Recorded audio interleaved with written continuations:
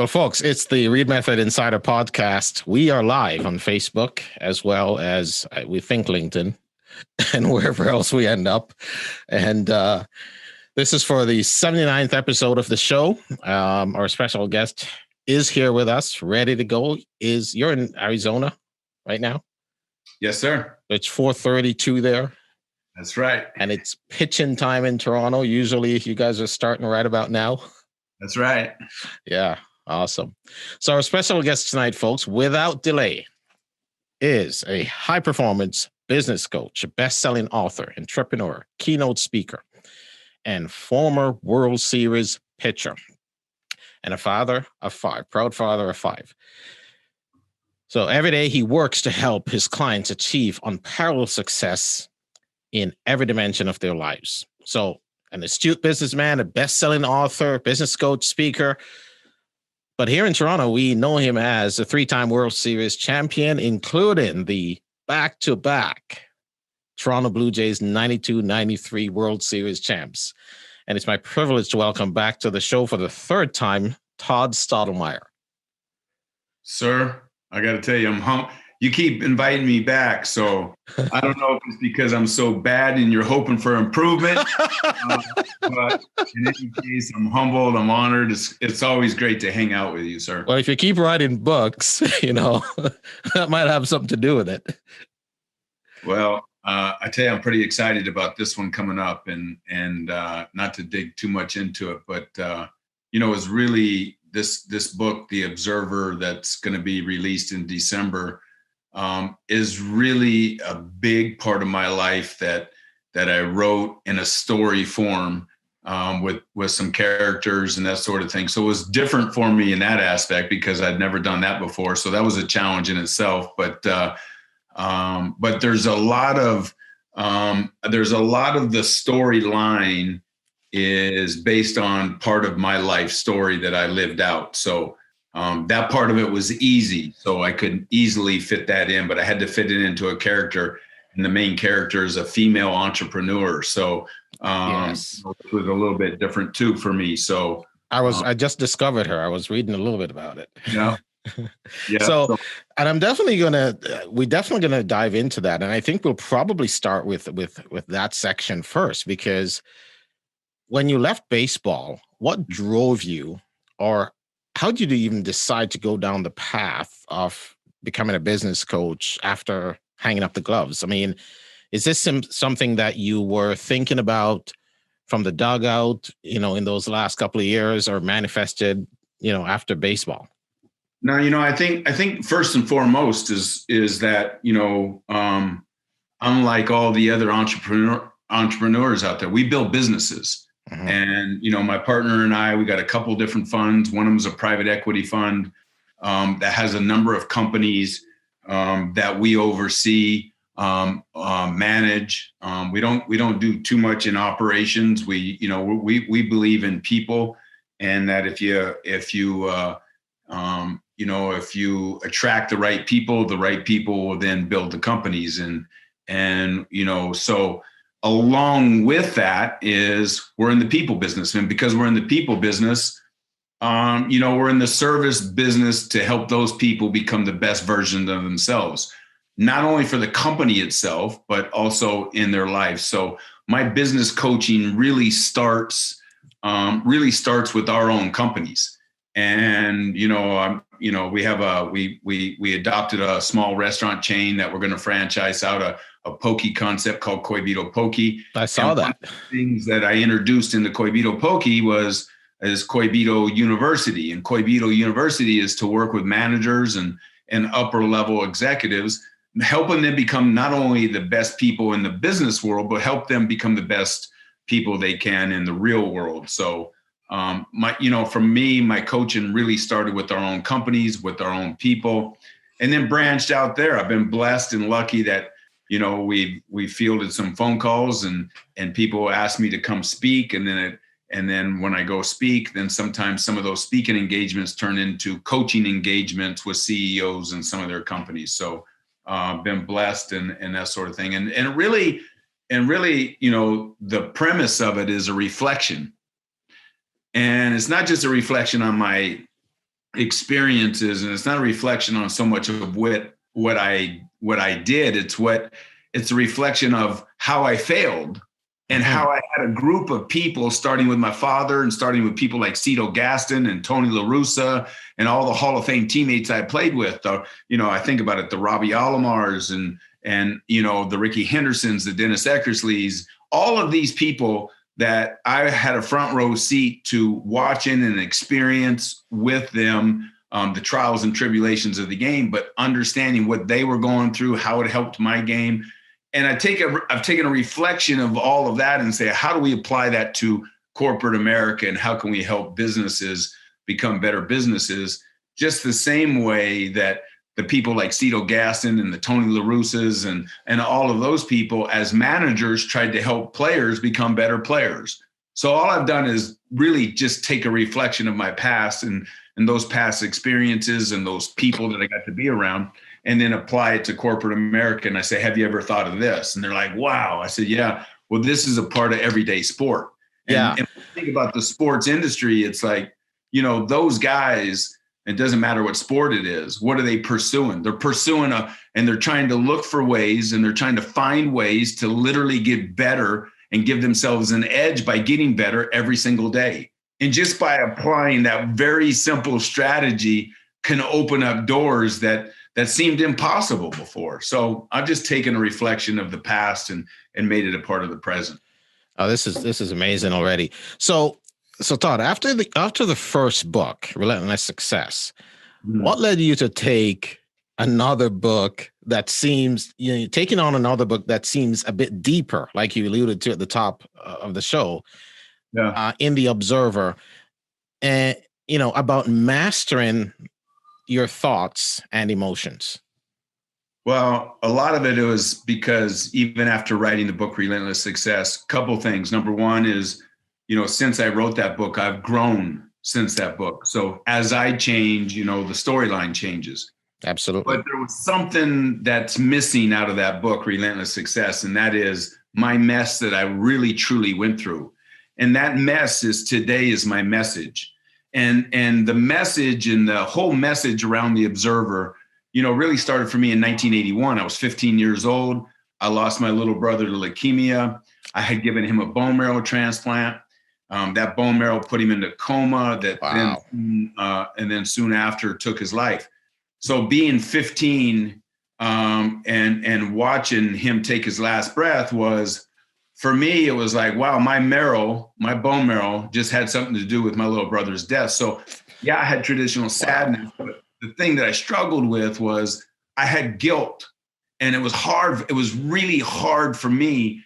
I was like, man, if my marrow wouldn't have put him into a coma, and maybe I'm the reason. And so I left that hospital that night with guilt. And then I had hate, and that hate was that, I hated myself. I hated the world. I hated God. I had hate in me. And I would tell you that from 15 until I was about 28 years old, I carried that guilt and that hate inside of me. It was never healed. So anytime, whether I was in a baseball game or whether I was just in everyday life, I was around a situation that I couldn't control. A lot of the hate and the guilt and the emotion of that would then find its way to the surface. And what does hate and guilt do for you? Not much, other than destroy you. And it would destroy my performances, and it was also destroying parts of my life. So after the 1993 World Series, if you looked at me from the outside, here's a 28-year-old kid, back-to-back world champion, just played on 2 world championships with the Toronto Blue Jays, making millions of dollars. From the outside, I looked great. There was one major problem, and that major problem was when I looked in the mirror, I couldn't stand the person looking back at me. Matter of fact, I despised that person. I hated that person, and I knew I needed help. So that's when I reached out to a guy by the name of Harvey Dorfman, who was known as, Major League Baseball's mindset coach and top psychologist. And he helped turn around careers of Hall of Famers. And when I reached out to him, I called him in the winter of 93. And I said, Harvey, I need help. And he said, man, I've been waiting on you. Oh, my goodness. And I'm like, wow. So we booked an appointment, and I ended up spending 12 hours in a hotel with him over in Port St. Lucie, Florida. prior to spring training in 1994. And I will never forget, in that first hour that we spent together, he asked me a very, very important question. Here was the question he asked me. He said, Todd, would you do it all over again? And I said, Harvey, we'll do what all over again? He says, would you lay your life down? Would you give your bone marrow to your little brother? See, he'd done all the research. He knew the battle I was in. Mm-hmm. I said, Harvey, I'd do it every minute of every hour of every day of every week of every month. I would do it every single day if I could do it, if it would help save his life. He says, well, if you would do it all over again, then why is it that you're basically carrying around the anchor and baggage of his death as if you had something to do with it? And I kind of sat back for a minute and I was like, wow. And I just broke out in tears. And it was a very emotional moment for me. And then he said to me, Todd, he says, if you would have said no, you wouldn't have done it all over again. Then I would have told you to change right now to honor the defeat and the struggle of your past. See, the problem is people are still carrying around past circumstances as baggage, as anchors, and whether you need to forgive someone else or you need to forgive yourself, it is time to let go. And it's a big reason why I wrote this book, The Observer, is because in the last hour, he put me on a 7-day challenge. And in the 7-day challenge, here's what he said. He said, everything that comes up in the next 7 days that challenges the way you think or challenges the way you feel. He says, in any of those situations, you are not allowed to react. You're only allowed to document. He said, first, I need you to observe how you're thinking. Second, I need to observe how you feel. And then third, you're not allowed to react to it. You can only document in a journal. That was the making of The Observer. See, that was the moment, that day, my life changed forever. Now, I would tell you, has it been a struggle? Is it something I have to work on every single day? Observing thoughts, being able to do thought replacement, observing the way I feel. See, The Observer, the book, The Observer, the whole premise around The Observer lands right between something that stimulates you and your reaction. And I want you to think about the world we're in today. Everyone wants to be right, whether it's a spiritual war, whether it's a race war, whether it's a political war. Everyone is screaming from the mountaintops their opinions, their thoughts, and their hate, their guilt, their stance. And here's what I would tell you. It's like when you look at where we are today in this world, don't you think we need less hate and more love? The answer is yeah. And I had to start with myself. Yeah, absolutely. And that was really, truly the making of The Observer. So what I realized about Relentless Success is I left out part of my mess that needs to be my message.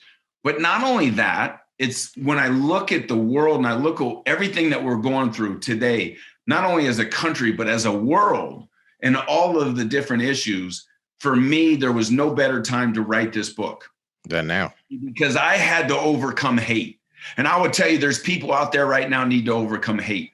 See, I needed to overcome my mess. I needed to overcome the guilt. I needed to forgive myself and let go. And I would tell you that there's people hanging on to so much baggage today that they need to let go. So I felt like, man, it's my chance to serve, to write the story of this. Even though from the outside, it looked like I had everything. On the inside, I was in pain. It was dark. I was living in hate. I was living in guilt. And until I finally let go, I didn't give myself the opportunity to not only be the best Major League Baseball pitcher I could be, but to become the best person I can be.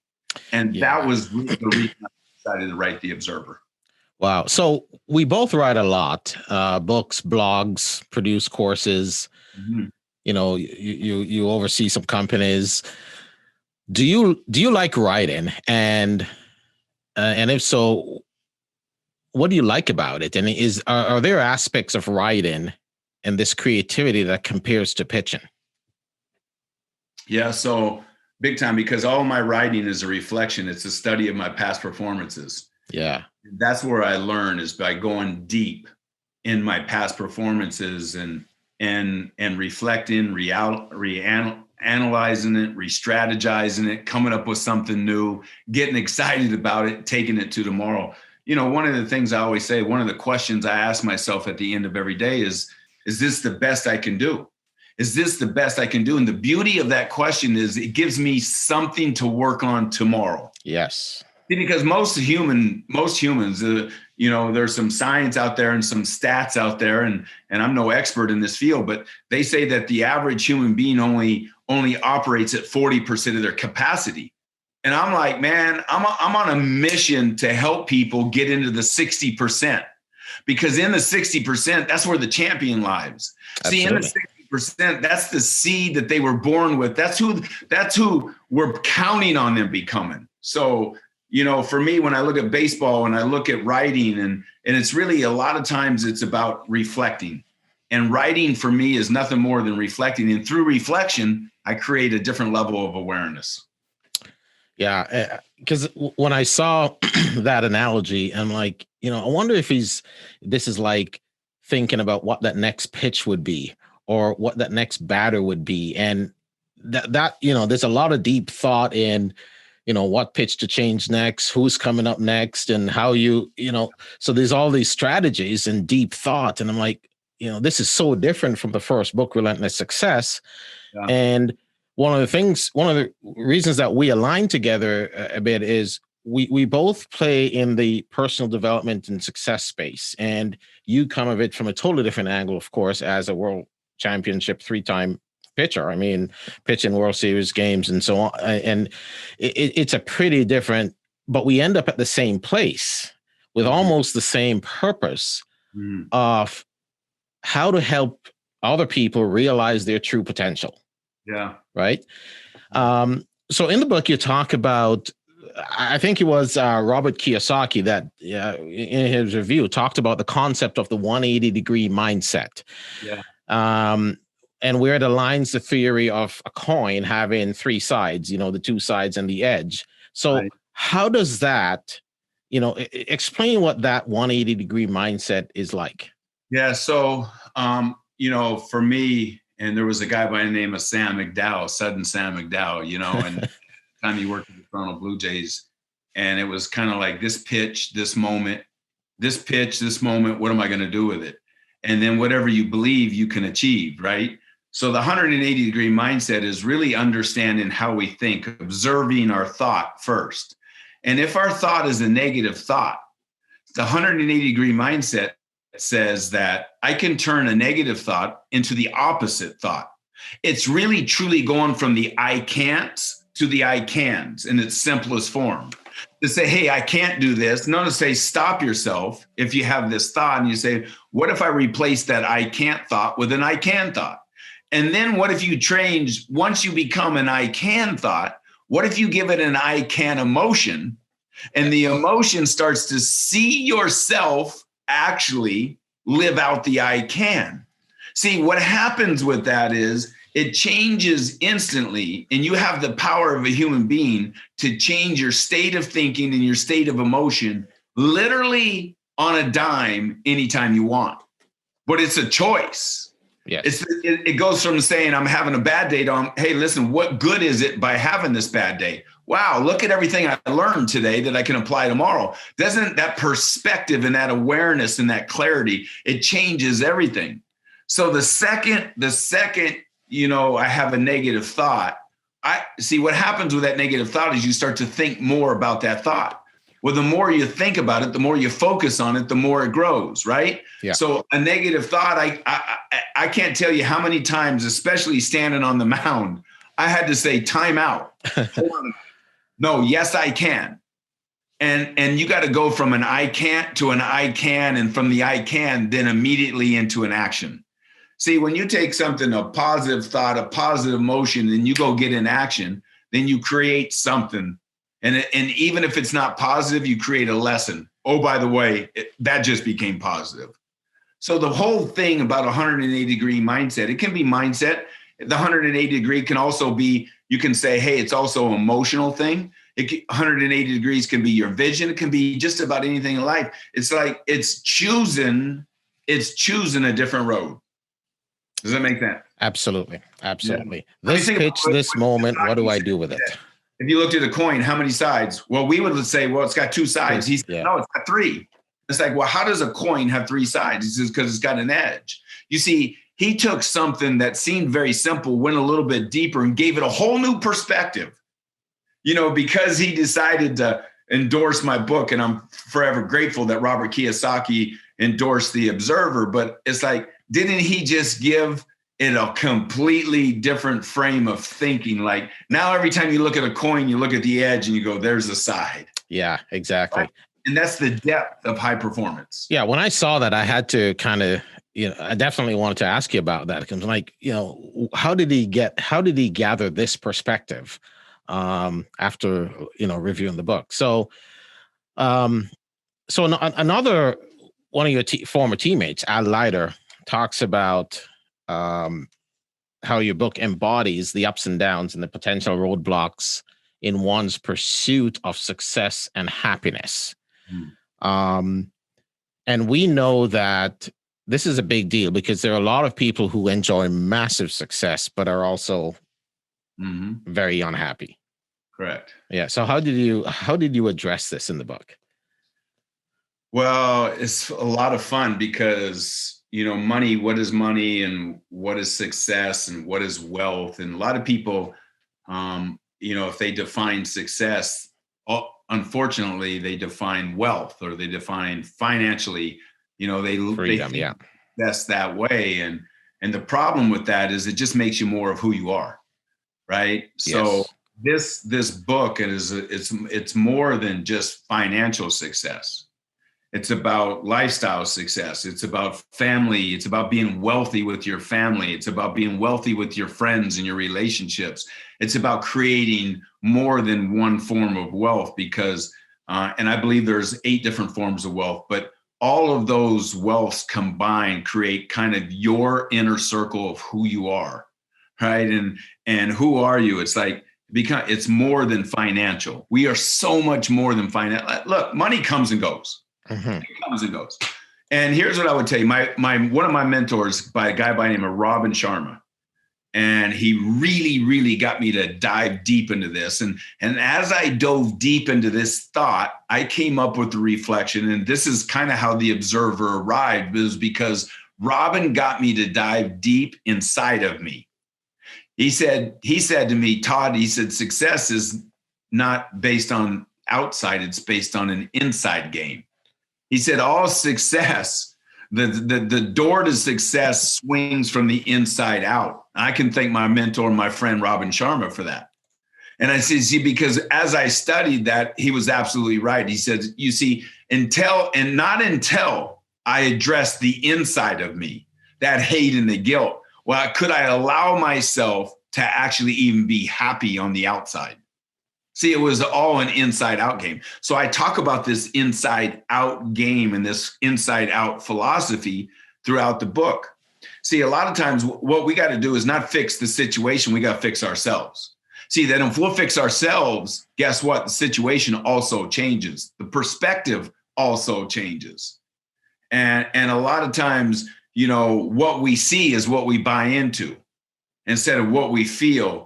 And what kind of communication is going on with ourselves from the inside out. So the book, The Observer, the beauty of it is it goes through about 50 different models, 50 different principles. And here's what I would tell you. Each and every one of them had influence over my life, had influence on me becoming who I am today. The fun in this is I'm unfinished. I'm no expert. I'm no guru. I work on these daily. Here's the neat thing is I have them in a toolbox. Yeah. It's like, man, if I'm struggling, I can go to the toolbox. And what I've tried to create with the book, The Observer, is to help people create a toolbox, something to try.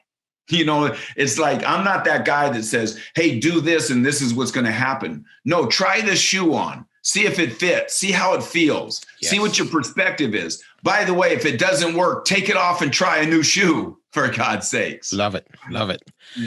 So in this toolbox that you referred to, there seems to be faith, resilience, habits, mindsets. Yeah. So are those, what else is in the toolbox?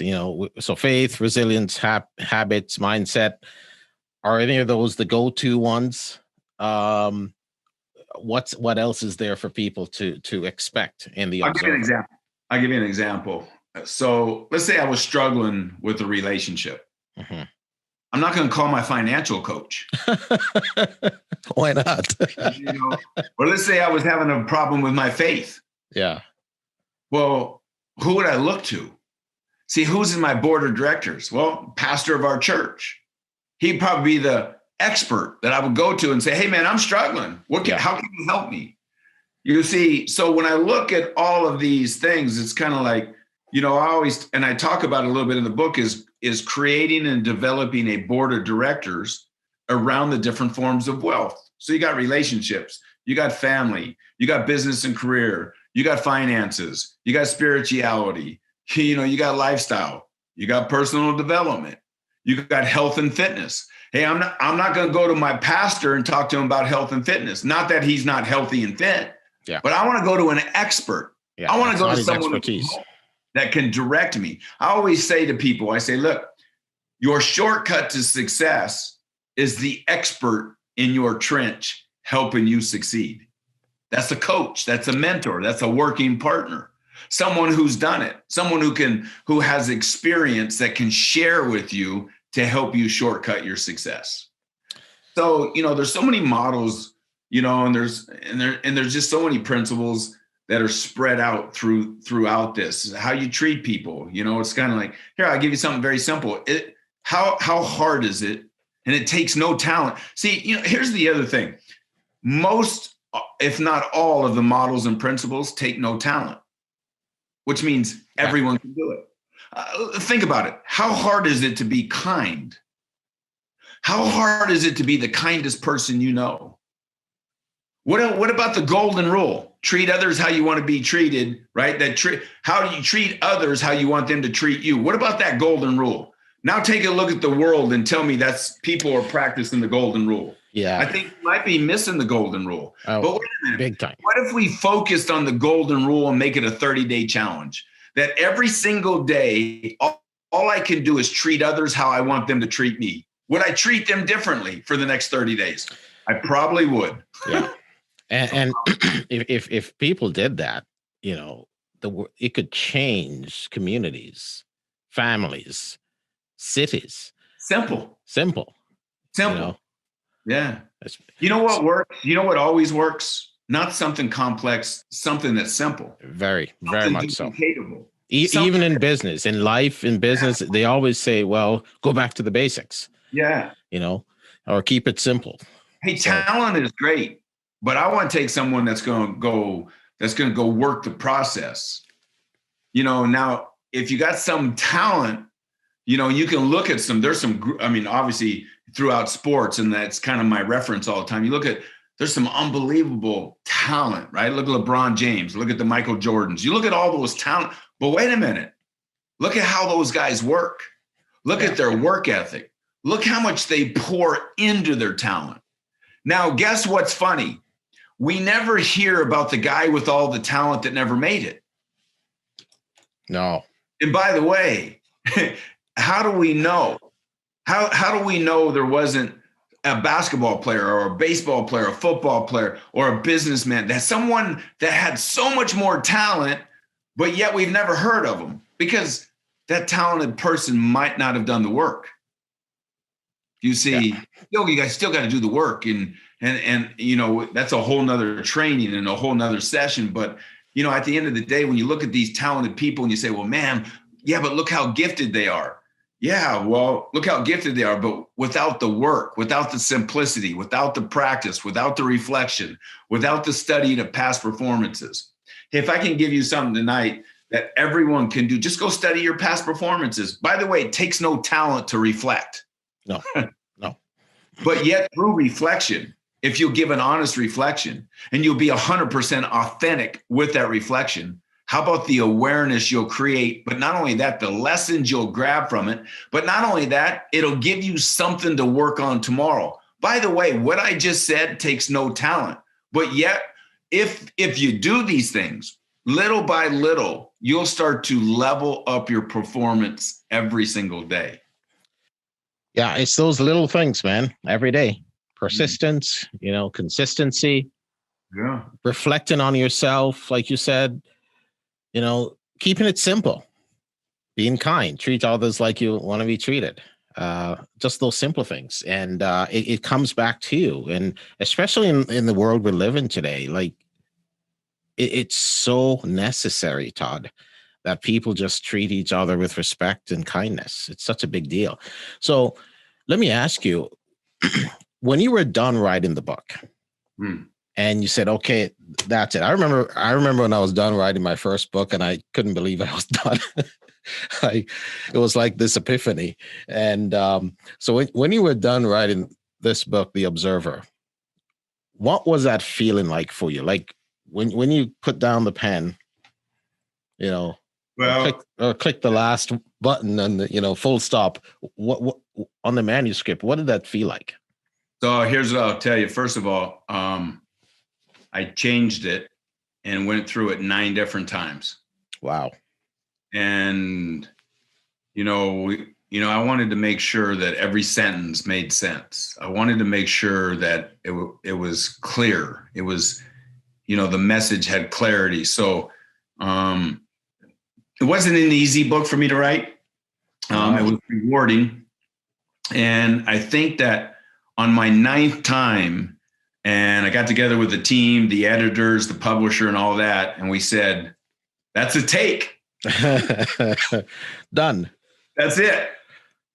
At that moment, I was like, oh, thank the Lord. And then something funny happened. And they said, now it's time to promote it. And I'm like, oh. I'm tired, man. I got to tell you something, though. I will, without question, and I tell all my friends and all the people that are close to me, I'm going to promote this one 10 times more than I promoted the last one. And because of the message. Yeah. Because of what's in that book, because the meaning, it's deep. Everything I wrote about in that book I had some experience with that or with that chapter. And because I did, I also had life change. And, and as I look at it and I look and I see what's going on, it's like, man, I'm going to do everything I can. I'm going to do everything I can to get as many people on becoming. See, I want people to become the observer. Yeah. Because it was in 1994, the winter of 1993, it was with that moment with Harvey Dorfman when he said, 7-day challenge, can't react, can only document, can only observe the way you think. For me, it was life-changing for me. It was life-changing for me as an athlete. And it kind of goes along with the 180-degree mindset. I observe what I think. I don't like the way I'm thinking. Great. I got the 180-degree mindset. I got that in my tool chest. Let me pull it out. And what's the opposite of this thought? Okay, now let me go meditate on that thought and get emotionally ingrained into that thought and then take my next action. You know what it keeps you from doing? It keeps you from making a lot of mistakes and having a lot of sleepless nights. Prior to 1994, I can tell you that I emotionally responded to a situation that then caused me to have a sleepless night. And I was tired of it, man. Yes. Yeah. I didn't like the way I was responding. Absolutely. So with that said, and the book's now, I think the release is December? Yeah, December 29th now. Okay. Yeah. So I noticed it's you can pre-order. So why don't we share with the audience right now before we get into the next section where they can get the book? All right. So Barnes & Noble, Amazon, all those places. The easiest thing to do is go to my website, toddofficial.com. I have a link right on there. And then you can order the book from any of your favorite place. All you got to do is click the Amazon link or the Barnes & Noble link. And then we also have a link for people that want to buy bulk orders where they can get up to a 35% discount. If you buy X amount of books, you can get a major discount. But then there's something else. Yeah. And this is part of the service of this. I decided to launch a book club with this book. Now it's totally free. It doesn't cost you a thing to join the Observer book club on Facebook. So it's the Observer, Modern Fable to Mastering Your Thoughts and Emotions. And what do I mean by book club? And here's what I mean by it. So after the release, so in 2021, there's 37 chapters to the book. And I'm going to take 37 different weeks throughout 2021. And I'm going to go chapter by chapter. And I'm going to explain the chapter, what I was thinking to write the chapter. But more importantly, I'm going to talk about how that chapter influenced my life and what it meant to me. My hope and prayer is by sharing through the book club, that's totally free, by sharing through the book club, people, it will be reflective to them. They'll get it, they'll understand it. And then it'll be the book then becomes more relatable to them. Gotcha. So look, I would tell you, you can, and then the other thing we're doing, and because, it's about, right now, it's just about how many people can we serve is, there's also, if you go to my website, toddofficial.com, you click on pre-order the book, there's also a thing there that says, send me my free gift. And what I did is an audio training that I did with my inner circle people. I did a training that's called What Makes a Champion. And there's a lesson in there from Tom Brady. There's a lesson in there from my father, Todd Stottlemyre, on and it's about a 45-minute to an hour MP3 audio. And it's like, pre-order the book, get your free gift. All you got to do is put your email in there, and we're going to send you today. We're going to send you What Makes a Champion, that MP3 audio. So look, I'm going to pour everything I've got into this. So we just shared it. Robert Moore is watching, and I think you know Robert. My man, Robert Moore, by the way, he's awesome. He's an incredible author in himself. And I just love he carries that same spirit as us. And it's like, man, let's serve and let's help. And so he just shared the link actually to your website. Robert, way to go, boss. Thank you. So that's great. And we have Anthony Santangelo, who I believe you met. Yeah. We were together on a show, and then you met him. Yeah, that's exactly right. And we had a chance to meet in person out in Colorado. And yeah. I heard Philadelphia Phillies. Oh, fan. Trust me. Yeah, he was he was talking a lot of stuff there on the show about and one of my co-workers, Adrian, he's watching.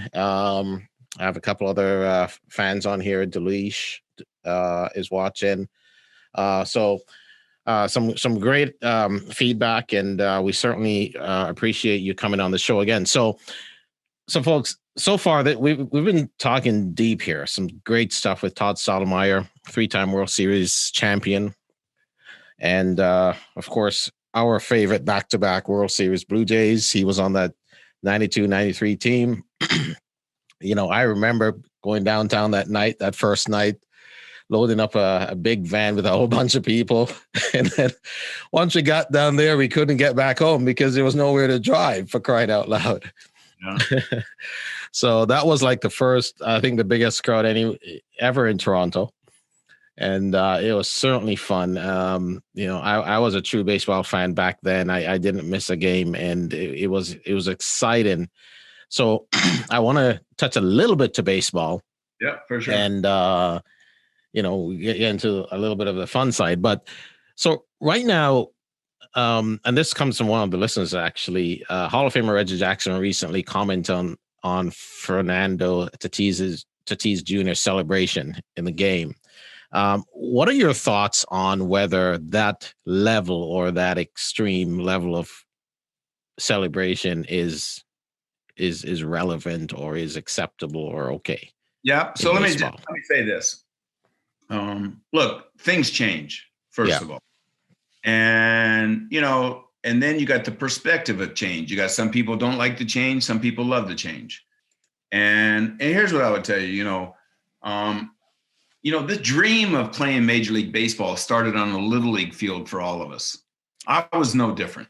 Now I was really lucky because I got to run around Yankee Stadium. So my dream was actually probably more empowered and, 10x'd and it was more real to me. But for the most of us, it started somewhere as a little kid, 8, 9, 10 years old. Now I want you to think about that for a second. That dream that started it. And then you get in your 20s and all of a sudden, maybe you have a big at bat in a game that's in a postseason game or this and that. And that celebration a lot of times is not thought of like, hey, if I hit a home run, this is what I'm going to do. No, what happens is it just comes out. It's the release of all of that emotion in that very moment. Yeah. If I go back to my playing days and a hitter did that to me, did I like it? The answer's no. But I would tell you, and I'm as hard as there is anyone, like, look, first of all, I don't like hitters. Straight up. I don't like them. Let's just be straight up. I don't like them. And if you look at my playing days, I throw at somebody just quick, right? It's like I wasn't playing around out there. Yes, we saw it firsthand. Yes, yeah, but I also understand the emotion part of it. And, we've seen bat flips and we've seen all these different things and all of these emotions. And here's what I would tell you, these are men playing a kid's game that as a kid, they had this dream and now they're performing at the highest level. I mean, look, that would be like saying, hey, if you won the lottery, would you jump up and down? I mean, look, for some of these guys, it's like playing Major League Baseball is the lottery, number one. And then number two, playing in postseason and then doing something productive that helps your team in a big situation. All that emotion then ends up coming out. Here's what I would tell you. Tatis or any of these guys, I don't believe that they're doing anything that is happening. I don't believe that they're trying to show up the pitcher. All right. And look, I'm critical. But at the same time, I just believe that it's just emotion coming out. So, hey, look, I understand. I'm, Reggie, and obviously I tip my hat to Reggie's career. He had a great career, and he's a Hall of Famer. And he's, his perspective is, hey, if I would have done that when I played, they would have taken my helmet off the next time at bat. True, because if Reggie would have done that, would have they thrown at Reggie in his day? Yes, they would have. But things have changed. And based on the change, you see different changes happen. And I'm not going to be one of those guys. I'm just not going to be one of those guys. Back when I played this and that. Listen, back when I played, look, I mean, it's already been done. It's already been documented. Hey, did I ever get kicked out of a game? I got kicked out of the 8 of them. Did I ever get suspended? Yes. Hey, did I ever get accused of being in a beanball? Yes, I did. Did I ever charge a dugout? Yes, I did that too. I'm like, look, I don't need to talk about yesterday, but I would tell you this. It's like, and by the way, I'll move away from Tatis and come to the Toronto Blue Jays for a second. Yeah.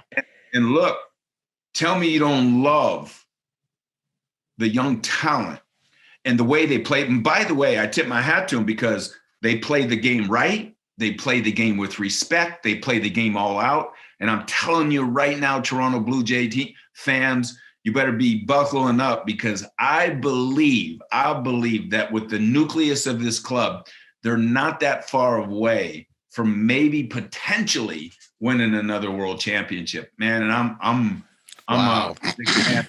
I'm hoping that would be outstanding to witness. It'd be awesome. Them winning the championship in 3 different, almost 30 years apart. But that would be like insane.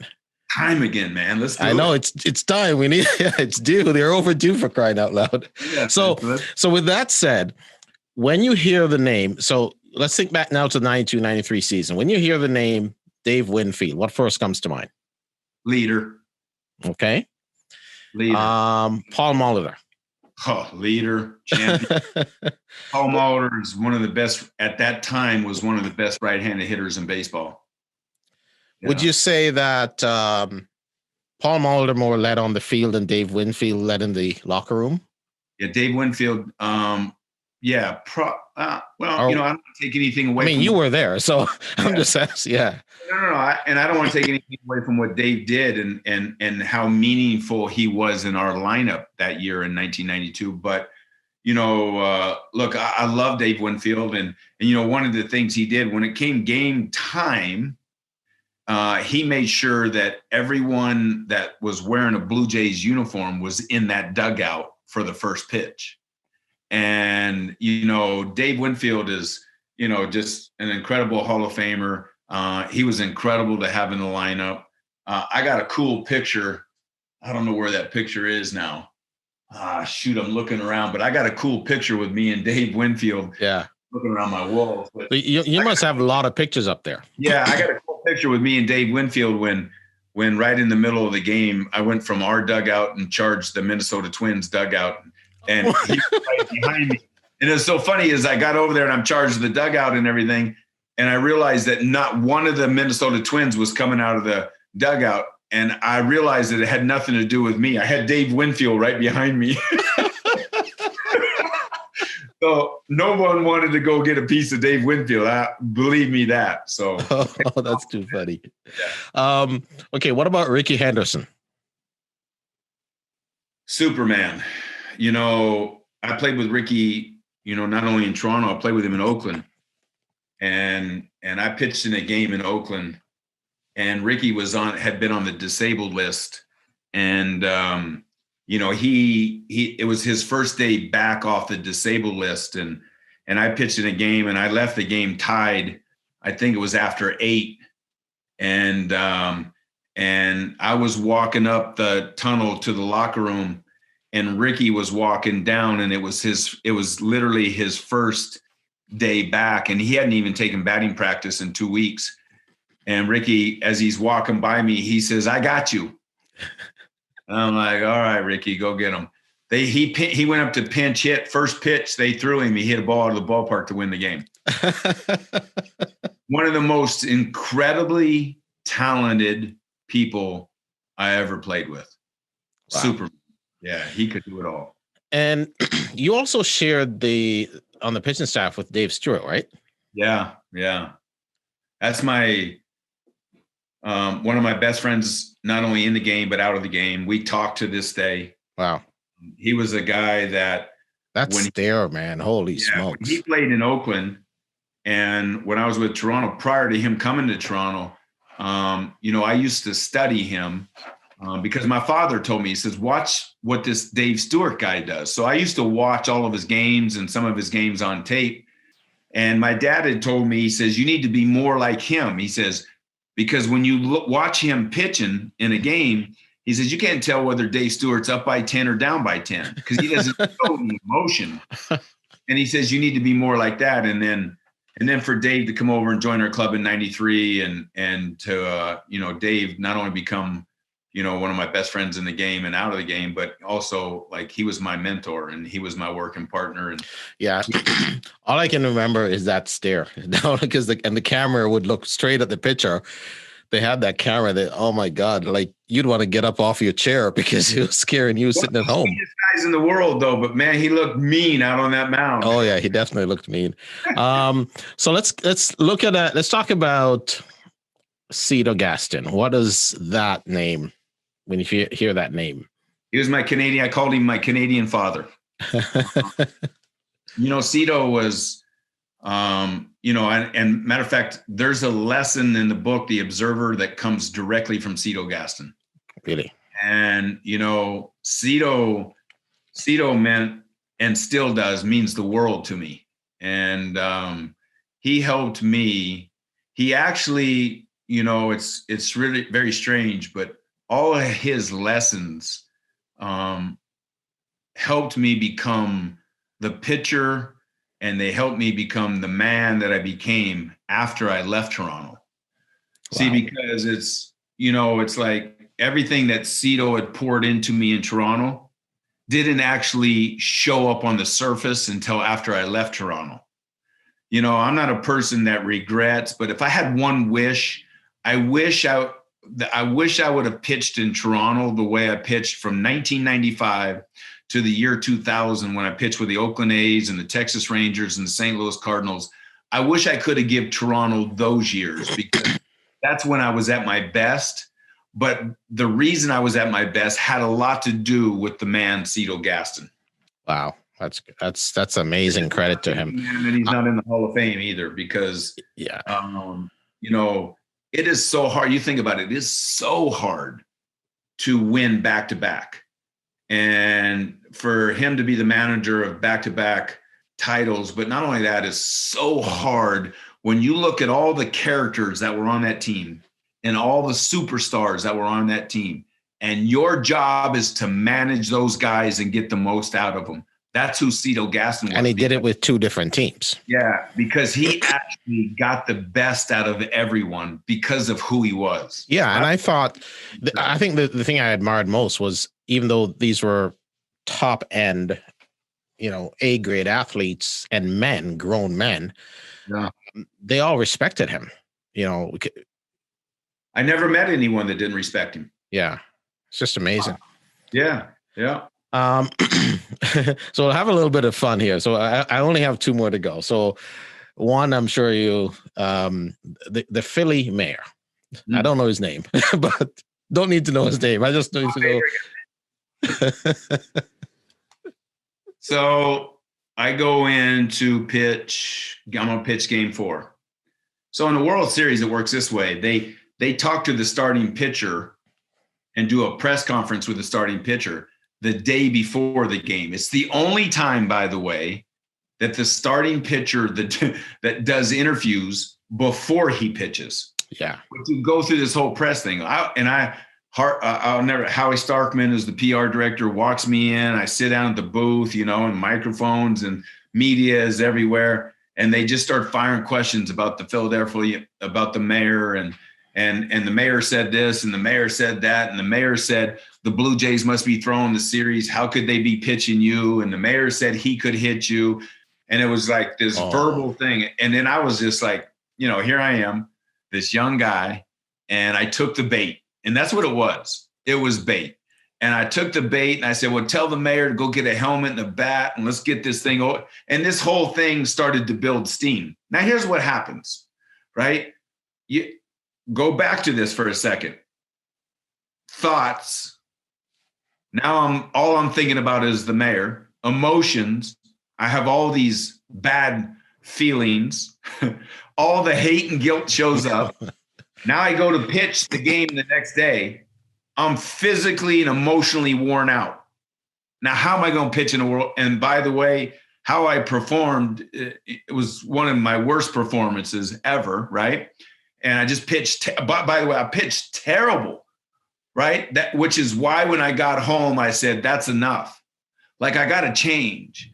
Like, I pitched terrible because of all the emotional BS that got caught up that was outside of the game. And I was like, and I remember my father saying, man, Todd, he got you. You took the bait and, and it's like, and I was like, man, I'm going to fix this. How is it that I'm okay with that? And this is where thoughts and emotions, feelings, all these things, it's like, man, I got to get this under control so I can be the best version of myself. So that was a good time. That would have been a good time for the 180 move, the 180 turn. Yeah. The problem was I was stuck in my mess. Yeah.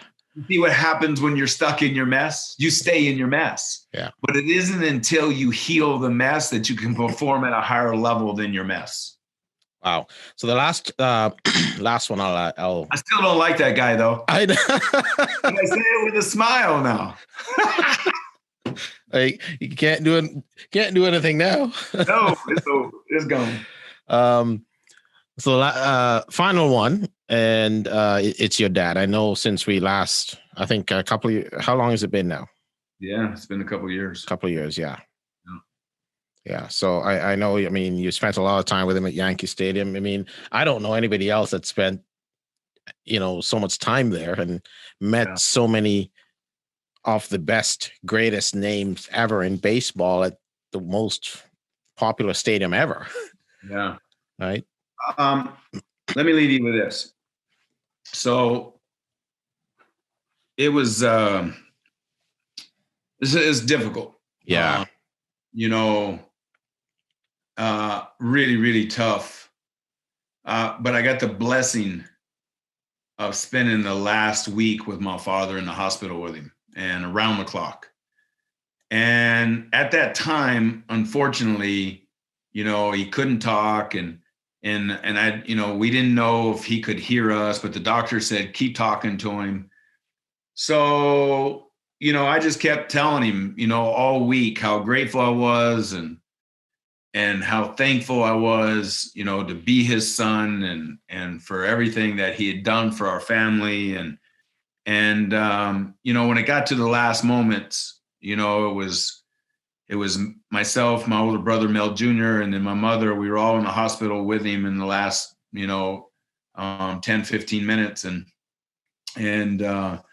I had my left hand on his heart, and as we were going down to the end, and my right hand on his head, and my brother had his right hand on his heart while I had my left hand on his heart, and then he had the opposite hand on his head, and we stayed there locked together, and I'll never forget his last breath, because his last breath he was still fighting, and but here's what I would tell you is when he took that last breath, it was really tough. It was obviously very sad, because he was more than my father. He was my hero, and he was more than a hero. He was my best friend, and he was more than a best friend. He was my coach, and he was more than a coach. He was my mentor, and he left one hell of a legacy. But I also remember that night just being so unbelievably grateful for his life.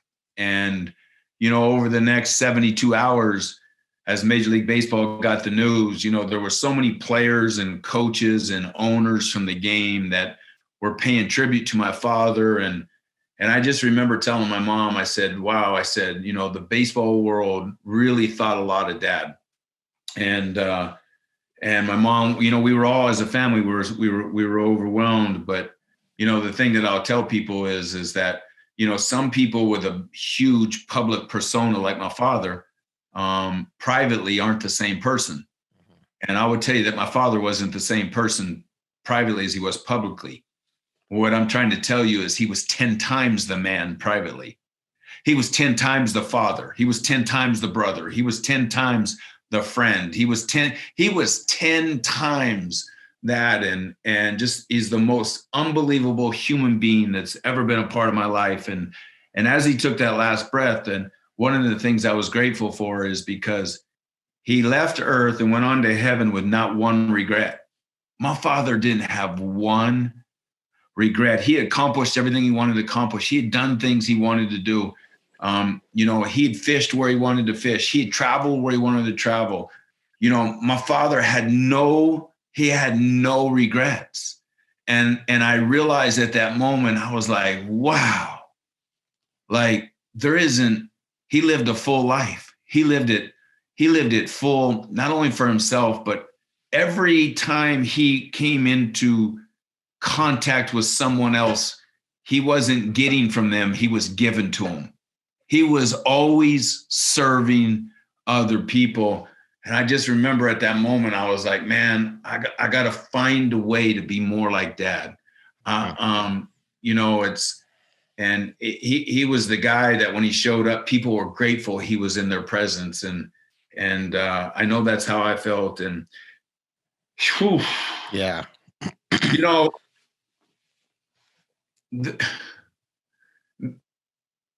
there's not a day that goes by that I don't wish I could call him, man. Yeah, I wish I could call him, but I also know that by sharing his life and by having his life in my heart, and by sharing stories about my father, that his legacy will continue to,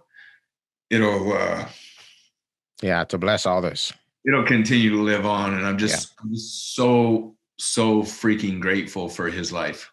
Yeah. And I can understand why, Todd, and I definitely can understand and see you guys are very close.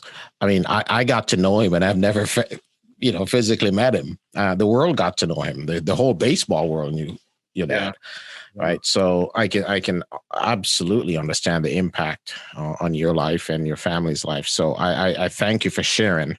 For sharing that with us on the show. And so we'll wrap this up here pretty shortly. Folks, this has been another amazing episode with Todd Stottlemyre. He's our 3-time World Series champion. And the Blue Jays right now are celebrating their 27th anniversary of the back-to-back 92-93 World Series, of which Todd was a part. And we're so happy to have him on the show to share his new book, The Observer. And you can definitely get it on his website, Todd Official. You can pre-order there from Amazon, Barnes & Noble, or just go right to his website, toddofficial.com. And he's got a free gift for you, which is, what's a free gift again, Todd? Free gifts is an audio that it's a training I did with my inner circle, and it's the audio is of what makes a champion. And nice. And there's actually a cool lesson in there from my father, and so you can get that. You'll actually get that right away. The other thing too is man, come. It's totally free. Come on Facebook if you're on Facebook, and come be a part of the book club, and don't just come there, man. I want you to invite all your friends, all your family, and I'm gonna do everything I can to create a movement to help people become the observer of their life. Well, Adrian says, great job, and we'll be ordering the book. Awesome. Thank you, Adrian. God bless. And so we leave you with this. One of your phrases, falling down is an accident, staying down is a choice. Amen. Amen. So thank you very much, Todd. And folks, we always enjoy having you on the show. We enjoy your feedback, your reviews. So download your favorite episode of the Reid Method Insider Podcast. I know we had Todd back on episode 48. This is his third episode with us. I don't remember the other one, probably 47 and 48, I think it was. So definitely go there, download your favorite episode, and stay tuned as we have, more great guests like Todd and Les Brown and Tom Hopkins, who have shared here on the show their insights, all on helping you to become the better version and the best version of yourselves. And as Todd said in the show, the world can certainly, use a little kindness right now. And it's very simple. It's effortless. Treat others as you want to be treated. All right. So thank you very much, folks. And until next time, I look forward to seeing you on the Reid Method Insider Podcast. So thank you, Todd. This has been fun as usual, man. Thank you, sir. It's a blast, man. I'm humbled and honored. Absolutely. You're awesome.